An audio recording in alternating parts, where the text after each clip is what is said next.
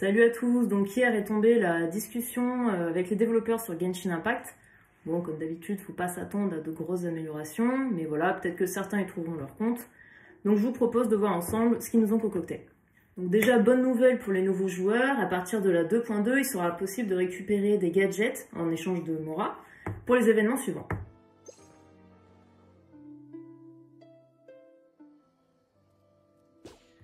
Donc ensuite, des personnes se plaignaient du shield de Zhongli qui était trop visible, donc surtout quand on était en mode visé, notamment avec Ganyu, et en plus qui était encore plus accentué lorsqu'on était sur mobile. Et du coup, les développeurs, ils vont jouer sur l'opacité d'une manière générale de tout objet qui pourrait obstruer la vue quand on est en mode visé. Pour la 2.2, il est dit que les choix effectués pour les escapades seront sauvegardés. Donc moi, ce que je comprends par là, c'est que lorsqu'il y aura à refaire tout un passage pour débloquer toutes les fins possibles d'une escapade, en fait, il y aura un moyen de voir les réponses qu'on aura déjà faites. Pour la 2.2 aussi, il sera possible d'utiliser la manette PS5 sans fil sur PC. Moi, la mienne, elle est rouge. Ensuite, concernant les missions de transport à Inazuma, vous savez de quoi je parle parce que vous aussi, vous êtes morts. Non, je suis pas toute seule. Et donc là aussi, ce sera effectif pour la 2.2. Du coup, ils ont décidé d'augmenter les PV du ballon et la vitesse de déplacement.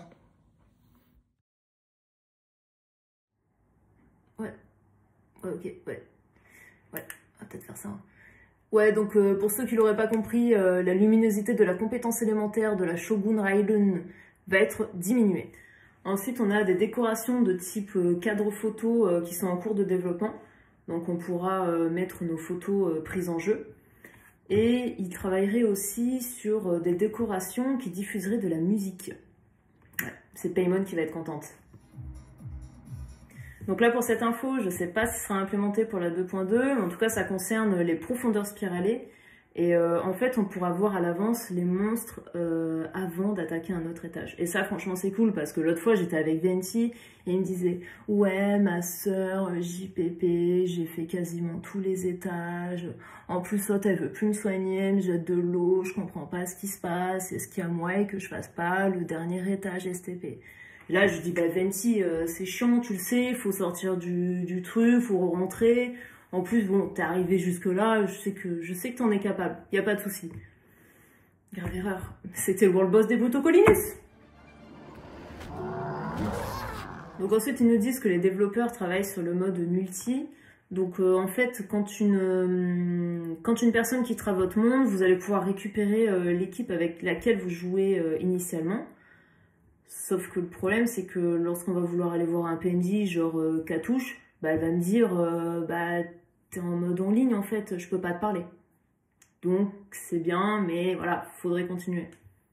Et pour finir, et donc là ce sera effectif pour la 2.2, ils vont régler un problème, parce que oui, ils vous ont vu en train de skip la matrice mécanique perpétuelle à l'étage 12 des profondeurs spiralées. Oui, je vous ai vu. Oui, j'y étais aussi, oui. Bon, ok. Mais du coup, en fait, concrètement, ça veut dire que quand on mettait le jeu en pause sur les boss, en fait, le boss pouvait changer de phase. Donc, ça pouvait être contraignant pour certains, avantageux pour d'autres. Voilà, donc on prend ce qu'il y a à apprendre, on prend ce qu'il n'y a pas à apprendre aussi, c'est pas grave. Et voilà, ce sera tout pour cette vidéo. J'espère que vous aura plu. En tout cas, si c'est le cas, n'hésitez pas à liker, à vous abonner, ça fera toujours plaisir. En attendant, prenez soin de vous. À la prochaine.